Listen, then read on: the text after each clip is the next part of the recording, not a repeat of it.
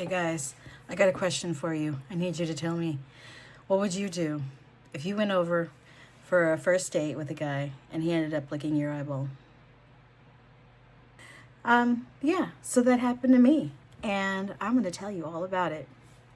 First of all, I had just recently gotten divorced. This was a few years ago, and decided to try dating apps. And one of the dating apps, I'm not going to name any names, don't want to start any fires, but was talking to a really normal seeming guy, and, was pretty interesting, and the conversation went on for a while. So he invited me over to his house to have dinner.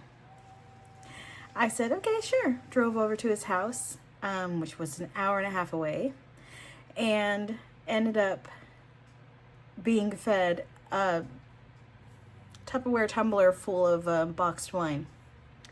And he kept filling up my glass, trying to get me more and more drunk. I had no idea what he had planned, but apparently it wasn't dinner and a movie, I'll tell you that. He said, hey, I want to show you something that'll really turn you on.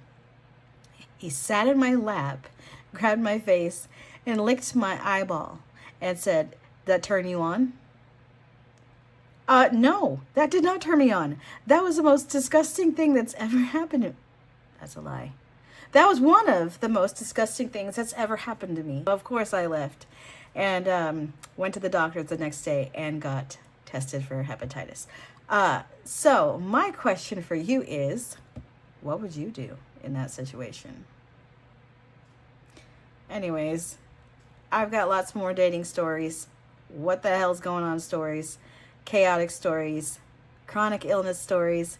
If you want to watch more of my videos, I make them every Monday at 6 p.m. and I will see you in the next one.